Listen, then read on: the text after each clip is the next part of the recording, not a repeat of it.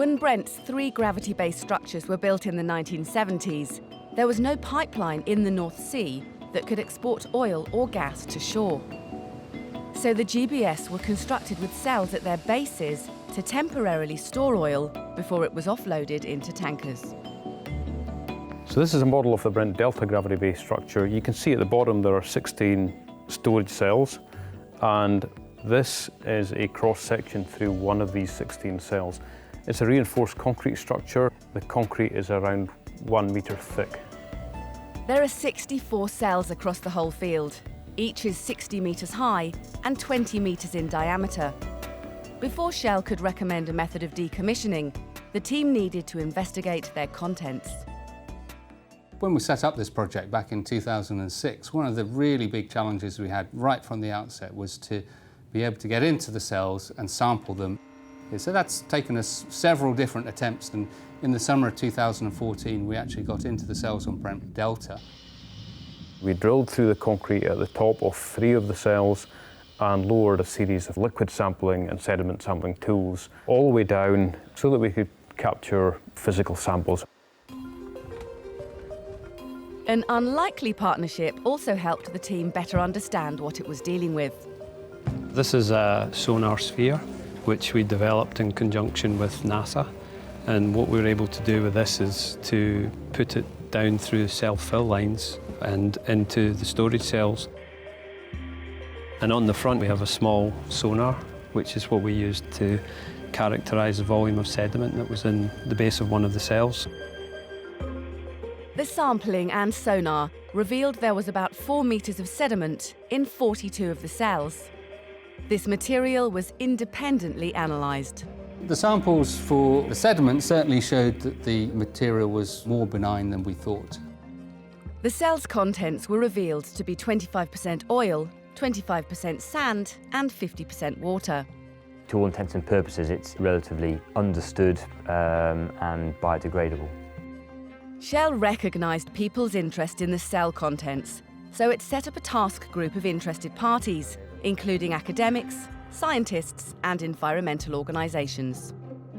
This 16-member body was formed in 2011 to really focus on the options for the cell contents and ensure that we understood what the thoughts and views of our stakeholders were. Shell assessed various options, some for leaving the sediment in place and others for removing it. Removing the contents of the cells is a very demanding operation. It would require cutting a hole into the cell itself, so kind of penetrating that nearly metre-thick reinforced concrete. Probably need to be quite a large, sizable hole to put dredging equipment into the cells. If this could be achieved, the sediment could either be shipped to shore by a fleet of tankers or re-injected into the reservoir via a series of new wells. It's an enormous operation. It's a multi-season campaign. We think, on balance, this isn't the right option. The team also considered options for leaving the sediment in place. They worked with specialists at DNVGL to identify and assess any risks and predict potential environmental impact. We've had marine toxicologists, marine ecotoxicology, underwater noise specialists. They considered injecting additives into the cells to attempt to reduce the amount of contaminant. While this had benefit, it was limited in its benefit because the cell sediment could be 4 metres thick, but the nutrients will only really affect the top layer of that, maybe 10, 20 centimetres. Physics and chemistry aren't really helping us here because the temperatures are very low, at most 8 degrees, sometimes in the winter a lot cooler than that. So rates of reaction are very, very slow. They also looked at capping the sediment with a protective layer of aggregates. The additional complexity associated with the capping option was that the sediment itself had a very low bearing capacity, and therefore any capping layer you put on top would likely fall into the sediment. To address this, a gravel filler would need to be submerged into the sediment, so the capping layers could then sit on top.